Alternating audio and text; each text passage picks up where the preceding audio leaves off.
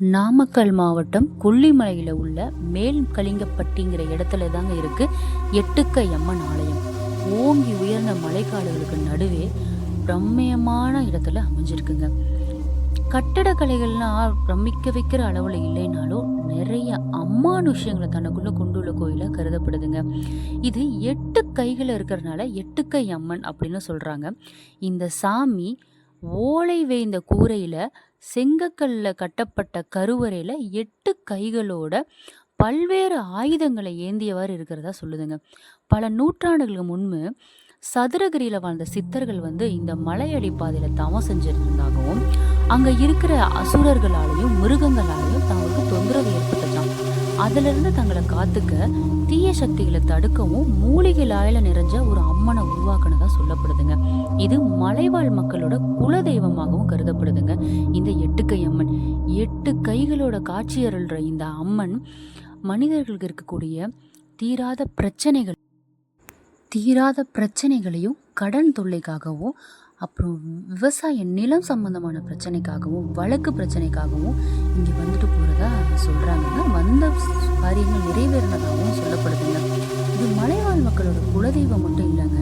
இங்கே இருக்கிற சில மூலிகைகளை சாப்பிட்டு தான் சித்தர்கள் இன்னும் கண்ணுக்கு தெரியாமல் தவம் செஞ்சுட்டு இருக்கிறதா கருதப்படுதுங்க. அமானுஷ்யங்கள் நிறைஞ்ச இந்த மூலிகை செடியை அந்த எட்டுக்கை அம்மன் அருள் வச்சிருந்தா மட்டும்தான் இங்கிருந்து எடுத்து செல்ல முடியணும். இந்த கோவிலுக்கு வரணும்னாவே அந்த எட்டுக்கை அம்மனோட அருள் இருந்தால் மட்டும்தான் வர முடியும் அப்படின்னு சொல்லப்படுதுங்க. மேலும் நிலம் சம்பந்தமாக பிரச்சனைகளை தீர்ப்பதற்காக இங்கே வர பக்தர்களை சூளங்களில் பூட்டிட்டு போகிறாங்க.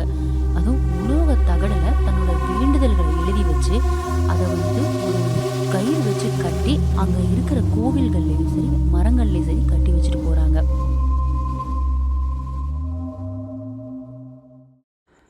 பிரிந்த கணவன் மனைவி ஒன்று சேர்றதுக்கு அவங்க உபயோகப்படுத்தின துணிகளை அங்கே இருக்கிற சூளத்தில் மாட்டி வச்சுட்டு போகிறாங்க. அப்படி செஞ்சால் பிரிந்த கணவன் மனைவி கூட ஒன்று சேர்ந்துருவாங்க அப்படின்னு கருதப்படுது.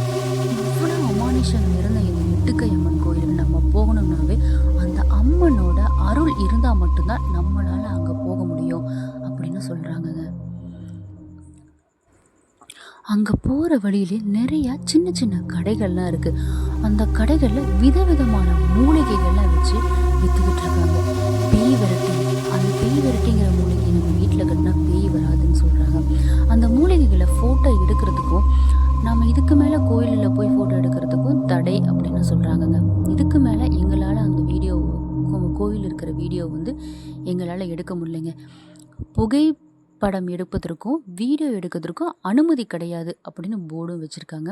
ஸோ